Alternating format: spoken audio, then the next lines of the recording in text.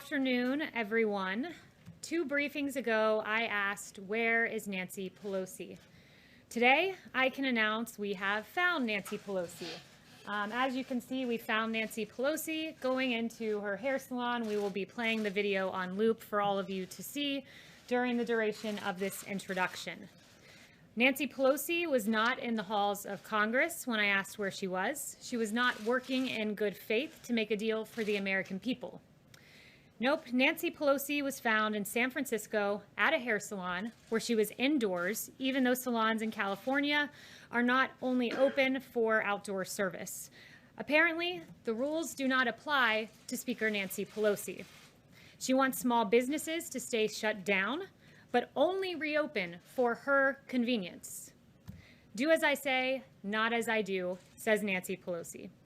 Nancy Pelosi is holding up $1.3 trillion in relief for the American people while getting special access to the very kind of small businesses that this money would support, businesses like this hair salon. Before she skipped town to violate her state's health guidelines, Pelosi proposed a bill. It was called the HEROES Act, which contained no additional paycheck protection funding. This is funding that would help the very small business she has bizarrely accused of plotting against her. The president sees through Democrats' disregard for Americans in need, and he took action unilaterally in his own accord. He provided relief from evictions, he provided unemployment insurance, he paused student loan payments, and he cut the payroll tax, putting money in the American people's pockets. Congress also failed to authorize funding to provide children with free lunches for the 2020-2021 school year. And again, President Trump, with senior advisor Ivanka Trump, took action. And now USDA has extended a summer program which will ensure children continue to have access to free meals through the end of the year. Nancy Pelosi is demanding an apology from a single mother and small business owner who has received threats since Nancy Pelosi's comments against her salon. Salon owner Erica Kayas said this: "Since this happened, I've received nothing but hate text messages, death threats, saying they're going to burn down my hair salon. It's just sad that my community is pulling this, saying that I threw her under the bus when I did not. So that's hurtful. But yes, I think I'm pretty much done now." Nancy Pelosi, you ought to apologize to the American people. Or better yet, come back to Washington and get to work for hardworking Americans like this salon owner that you maligned and demanded an apology from. And with that, I'll take questions. Yes, John. Kelly, do you acknowledge that it is illegal in this country to vote twice in the same election? Are you referring to the president's comments earlier today? I'm just asking you a basic yes or no question. Do you believe it is illegal to vote twice in this country? The president does not condone unlawful voting. The president's been very clear about this. I'm once again not surprised the media is taking the president out of context. Do you recall what the president said on this matter specifically? I have it right here. Sure. Okay, maybe you should read it out for me then. Okay, so the president said that you should go to your poll, you should vote early by mail, and then you should go either early voting or day of and try to vote again. So he is asking people to vote by mail and then to go down to the polling place on election day and to vote again if their vote has, if they can't confirm their vote has been counted. You're missing a very crucial line from the president's remarks. If it is not tabulated, meaning your mail-in vote, then you will be able to vote in person. If it is not tabulated. There are at least 5 states in this country that do not count any mail-in votes until election day. So those votes won't be counted until afterwards. So there's no way to know whether or not their vote is There's a very simple answer, and this is how it works. First, a lot of states have what are called electronic poll books. And what this means is that in real time, this is updated. So if your vote is counted, they check the electronic poll book, and you will not be able to vote in person because your vote has been counted. There's a secondary situation. So those who do not have electronic poll books, every single state in the country, you can cast a provisional ballot. And that is a ballot that is there. And if your your vote that you have not mailed in is not counted, they will then count the provisional ballot. And that is exactly what the president's referring to. But what Democrats are doing is saying this: we want an entire new system for voting, one subject to fraud. Don't take it from me, take it from Jimmy Carter, who said in 2005, as part of a bipartisan commission, absentee ballots remain the largest source of potential voter fraud. So what Democrats want you to do is say, trust us, but don't verify. Don't verify that your vote's been counted. This president's trying to enfranchise Americans, which is exactly what he's been saying. He wants every American to have a vote because he understands what Jimmy Carter understood and what so many of us understood until the president started putting the focus on mail-in voting, and that was this: that it is subject to fraud. Every vote should count, and every American should verify that their vote is counted by going to their polling location. location. What do you say to the executive director of the North Carolina Board of Electors who says that this would create a big problem on election day? What I would say is that the president has laid it out very clearly. You should verify your vote. And not only that, I would point them to the fact that in 2016, before we tried this entire new system of mass mail-out voting, 319,000 votes were not counted that were cast by mail. 319,000 in an election that came down really to 80,000 votes in Pennsylvania, Wisconsin, and Michigan. That's untenable, and hundreds of thousands more will not be counted with the Democrats' fraudulent mass mail-out voting system. The president wants enfranchisement, plain and simple. John. Can I ask you a process and jurisdiction question? The president signed a memorandum last night directing federal agencies to look at funds that might be withheld to cities that do not do enough to restore law and order. By what authority does the president believe he can do that? Yeah, the president believes that what we should do, that the purpose of government is to protect life, liberty, and property. That is the purpose of the federal government, and it's imperative that the federal government review the use of funds by jurisdiction. So what this does, this memo, it really does three things. One, it asks federal agencies to detail all federal funds that are being provided to Seattle, Portland, New York City, and Washington, D.C. Secondly, within 14 days, the Attorney General will develop a list of anarchist jurisdictions, of lawlessness zones that are permitting violence and destruction of property. And then within 30 days, the White House Budget Director will issue guidance to the heads of agencies on restricting eligibility of or otherwise disfavoring to the maximum extent possible by law anarchist jurisdictions in the receipt of federal grants. In South Carolina, V. Dole did note that you can withhold funding so long as it pertains to the federal program pertains to what you're trying to incentivize. So we believe here, when you look at New York, a 177% increase in shootings, in Seattle, where there was a lawless chop zone where 2 died, in Portland, where you've seen 140 officers injured. This is a dereliction of duty. And if the states will not act in their police power and secure their streets, this president will use every lawful mechanism available to him to try to supplement their failures. And in some cases, that's meant federal officers in Minneapolis and Kenosha, where we've been invited. This is yet another attempt to make sure no more children like Legend Taliaferro die on our streets. These are congressionally appropriated funds. I expect that you would expect there to be immediate legal action taken. Letitia James, the Attorney General for the state of New York, warned a few minutes ago that if you try to withhold any funds, she will immediately slap you with a lawsuit. Well, she's free to do that. We believe that what we will do will be lawful within the bounds of the law, and we encourage states to act and cities to act in the way that Kenosha and Minneapolis did. Although, be it delayed a little bit there, they finally stepped up and asked for federal support, and they got it because too many Americans are dying on our streets, too many businesses being burned to the ground. That's not the American way by a long shot. Okay, Yes. just to follow up on that, the president, as we know, tried to withhold federal money from sanctuary cities, and he lost, as per the courts. So why isn't this also doomed to fail? I'm not going to get ahead of exactly what the final product will look like. Again, I just walked you through, there's a 14-day timeline for the DOJ, and then a 30-day timeline for Office of Management and Budget, but we believe that we are on the right here. Let me do a couple follow-ups if I can. So in May, the president said the U.S. will be designated Antifa as a terrorist organization. Yes or no? Did the president do that? What the DOJ said is that they would be looking at Antifa-related charges in the lens of domestic To terrorism. be clear, they did not designate Antifa, though. To be clear, they will be pursuing domestic terrorism charges against Antifa individuals, anarchists who are wreaking havoc across our country, and who the suspect, at least in Portland, killed an innocent man out in Portland just over the weekend. Right, for sure. And then but they didn't declare them a terrorist organization, as they said, They as he will said they be would. pursuing domestic terror charges. In 2017, They're noting a distinction without a difference. In 2017, he threatened to withhold federal funds from UC Berkeley if they did not allow free speech. Has he done that? I'll follow up with you on that. I guess the question is, the president makes a lot of threats, knowing that he's not going to follow through or that they're not legal. So is this what he's trying to do here yet again? No, the president will follow through. His memo is exceedingly clear. We are pursuing every avenue within the federal government to take care of the American people. When you have a 1-year-old being killed in New York, when you have a little beautiful girl in Atlanta named Sequoia Turner who lost her life, yes, this federal government will do everything within our lawful power. And yes, the president is serious about this. Can I follow up with one last one if I can? On Walter Reed, the president in November said he went to Walter Reed to begin his physical.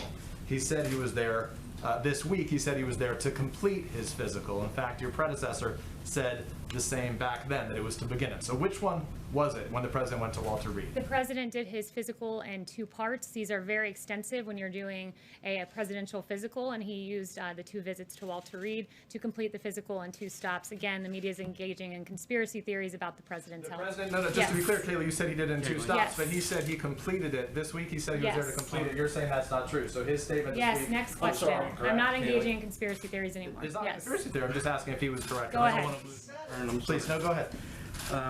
Senator Schumer came out with a statement today saying that too much of the evidence points to the Trump administration pressuring the FDA to approve a vaccine by Election Day to boost his re-election prospects.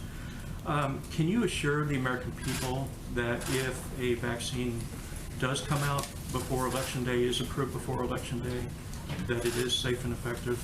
And can you address his assertions that you are pressuring the FDA to come up with a vaccine before Election Day? No one is pressuring the FDA to do anything. This is, again, a bizarre theory spun up by CNN, among others. Let me note that the FDA, you had Dr. Han who said this: I can assure you 100% that the president has never pressured me to make a decision regarding any regulatory aspect of the FDA's work. He said that just a few months ago. It is absolutely the case. You had Secretary Azar saying this morning about the vaccine, whether it's October 15th or November 1st or November 15th, this is all about saving lives. You've had Dr. Fauci say, we in fact briefed the president today. This was a few weeks ago about this in the Oval Office. I was there for that briefing.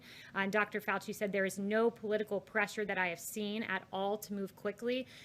This president wants to break through regulatory barriers to get a vaccine as safely to the American people as quickly as possible because lives are at stake, but he will not in any way sacrifice safety and making sure that this is 100% airtight before the American people receive it. So the priority here is saving lives, safety, and there will be a safe and effective vaccine in the works. And again, I think the CNN spinning up this conspiracy theory, it all was based upon the CDC career. Brought this up. Yes, and CNN was peddling a theory on this as well. Basically, you had career officials at the CDC who made a decision, who spoke with states about distributing vaccines. We're preparing in advance to have a safe and effective vaccine distributed because unlike the Obama administration during swine flu, they had real problems in that regard.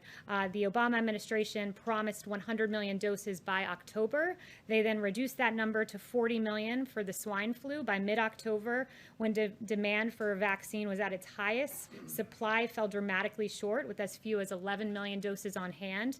You even had their CDC director saying, we are nowhere near where we thought we'd be by now. We are not near where vaccine manufacturers predicted we would be. We share the frustration of the people who have waited online or called a number or checked a website and haven't been able to find a place to get vaccinated. Unlike the Obama-Biden administration, we make plans in advance. It's why we have contracts for 100 millions of vaccine production in advance, and it's why CDC career officials have worked with all 50 states to make sure that we can distribute this vaccine. We do our homework in advance, unlike Obama-Biden. One, just Yes. one other one. So, former Vice President Joe Biden said on Alexei Navalny's poisoning that the mode of attack leaves no doubt as to where the responsibility lies, the Russian state. Does the president agree with that assessment? And has he made his voice known to the Russian government on this issue? So we're deeply troubled by the results released yesterday. Alexei Navalny's poisoning is completely reprehensible. Russia has used chemical nerve agents in the past, and we're working with our allies and the international community to hold those in Russia accountable wherever the evidence leads and restrict funds for their malign activities. The Russian people have a right to express their views peacefully without fear of retribution of any kind, and certainly not with chemical agents. And no one has been tougher on the Russian government than this president. Yes. Thanks, Kaylee. On TikTok, the president said that that ban is going to take effect on September 15th if the deal is not agreed to. What will that look like? Is Google and Apple going to have to delete that app from their app stores? Are people going to have to delete it off their phones? Tell us what will happen on September 15th if there's no deal. I'm not going to get ahead of announcing those plans on September 15th. I know you had some questions on the timing of everything, and I told the Commerce Department to be expecting your call because they can walk you through. You had questions about the 45-day time frame, so I did get some clarity for you on that. And if you follow up with me, we can get you in touch with the Commerce Department. Okay. Yeah, Kaylee, I just wanted to ask you about the investigation. There's a couple of contracts that were awarded that Peter Navarro was involved with. One, there's some investigation going on in terms of the Kodak, the money that went to Kodak to allow them to develop pharmaceuticals. There are other contracts now for ventilators that have received scrutiny. Can you give us an update on how concerned you are that maybe some of these business deals are going through too quickly, they're not getting enough scrutiny? Is there any particular finding that you can offer at this point on that? Yeah, we've made many contracts using the DPA 78 times, 30 times with regard to testing. We're very proud of what we've done. Of course, if there are new allegations with a given company, we certainly look at those and look at them closely, as we did with the Kodak situation. But we're very proud of what we've done. We were met with an unprecedented challenge, a novel coronavirus that came to our shores from China. And we are very proud that our contracts have enabled us to have a very large and growing stockpile. In fact, we've rapidly increased the amount of N95s on hand to more than 60 million. We're on track to have 10 times more than pre-pandemic levels by the fall. Significantly surged the number of gowns on hand to more than 27 million. And we have tremendous level of ventilators on hand at 109,000, and we will have tens of thousands more by the fall. So the contracts we've made have enabled these numbers, among others. I'm not even getting into therapeutics like remdesivir, but of course, if there's ever allegation, we take it seriously and look at it as we did with Kodak. Confirm how many allegations of wrongdoing that you're looking at that I'm only involve aware Peter Navarro? of the one or two that you named out of the many, many contracts that we've had. Yes. Thanks, Kaylee. The herd immunity strategy for the pandemic has been called dangerous by some experts, and I'm wondering if President Trump has formed an opinion on this concept, and if he thinks that that is an achievable goal. Yeah, the herd immunity so-called theory was something made up in the fanciful minds of the media. That was never something that was ever considered here at the White House. Here at the White House, what we've done is race to get a safe and effective vaccine in record time. If we get it by the end of the year, it will far outpace Ebola, which took 14 months to get to phase 3 clinical trial, 3 years to get to completion. This will be the fastest vaccine ever for a novel pathogen. Here at the White House, we talk about therapeutics and are very proud that we've identified, we have more than 270 clinical trials, 570 in the planning stages, and successful therapeutics that we know of like dexamethasone and remdesivir. That's what we do here at the White House. The herd immunity theory, again, was something made up in the mind of the media. On the Supreme Court, the president said that he would come out with a list of candidates by September 1st. When can we expect to see that list? You will see it soon, certainly within the next few weeks, but it will be after the Labor Day weekend. Yep. Thank you. Back on the cities, how would the president's plan to reduce funding to cities actually help protect citizens that you said was the goal of the president? Yeah, that is the goal, and what the intent is to incentivize cities to follow in the way of Kenosha and Minneapolis, who, when they were in the midst of a situation that they couldn't handle just at the local level, they requested federal assistance, and it worked. Within 24 hours, you saw a much different scene in Kenosha. Within 24 hours, a much different scene in Minneapolis. So we want states to work with us, and those two models are examples of Democrats who have done so. On the contrary, you see a much different situation in New York and Portland and DC and Seattle. And some of the factors, as noted in the memo, that will go into the lawlessness assertion are whether they forbid police from intervening, whether they've withdrawn law enforcement protection from certain areas, like we saw where a police precinct was abandoned in the lawless CHOP zone in Seattle. Those are the types of changes in behavior we want to see from cities, because protecting the citizenry should be their paramount concern. Thanks, Bailey. The government runs out of funding by the end of the month. Is the White House confident it can avoid another shutdown? And is the president open to including some of this COVID stimulus as part of a CR? I haven't talked to him about that, but we do believe that we'll be able to get funding to avoid a shutdown. Are negotiations underway now? Like, have you guys started talking to Congress about this yet? I'd have to talk with the chief. I haven't talked to him specifically about that, but it has been discussed internally. I know at least that, yes. Thanks, Kaylee. Can you give us a sense on the memo issued last night? Can you give us more of a sense of the funding that would be under review? And also, why does the White House believe that this is the right time to be considering restricting funding for states? We're in the middle of a pandemic and some are dealing with violence. Yeah, again, so first, to the first part of your question, it's undergoing a review. Part of that, step one of this memo, is for federal agencies to detail the funds being provided. So I can't give you a readout of exactly which funds are being looked at until that review is conducted. But why now? Why now? Because in New York City, you've seen a 177% increase in shootings in July. Meanwhile, you have the feckless government of Mayor de Blasio and Governor Cuomo pulling $1 billion with a B from NYPD at the same time we learned that in a 28-day period, arrests were down in New York City by 62%. The looting of 450 businesses that have been damaged. In Seattle, a lawless CHOP zone where 2 died. Now is the right time when you see numbers like this, because lives are at stake, and oftentimes the lives of innocent little babies who should be here today if Democrat mayors got their act together, didn't cut funding from police, did start arresting people and enforce the laws. Yes. Thanks, Kaylee. The president and Joe Biden are both going to be in Shanksville, PA, next Friday to commemorate 9/11. Have you spoken to him about appearing with the former vice president like he did with Secretary Clinton back in 2016 up in New York? I have no details for that upcoming event, but we are intending to be in Shanksville as well. Okay, and then just one more follow-up on the cities. Again, I know it's under review. Has the president directed Director Vaught to make sure that future coronavirus aid is exempt from this memorandum? I don't see in what universe that would be connected to the issue at hand, which is ensuring lawfulness in the cities. FEMA or HHS or anything like that. But again, I don't want to get into the specific funding ahead of the review process that is ongoing. Yes. Are we all set? Okay, there we go. Yep. Thank you. Facebook said earlier today that it would be removing the post where the president was talking yesterday with a local reporter about voting twice if it's not corrected and if it doesn't indicate that the president was wrong in those assertions. What do you have to say about Facebook's move on this post? You said Facebook designated a post. I missed the very first part. Right. They said that they would remove the post from those profiles who posted and do not say that what the assertions of the presidents are wrong. Yeah, I haven't seen the particular post you're referring to, but the president is crystal clear here that he only, again, to read that part of his quote, if your vote isn't tabulated, then you'll be able to vote in person. This is about verifying that every vote is counted, because we know voters are disenfranchised. Just in the 2020 presidential primary, for instance, there were 100,000 ballots rejected in California, mail-in ballots in New York. 1 in 5, think about that.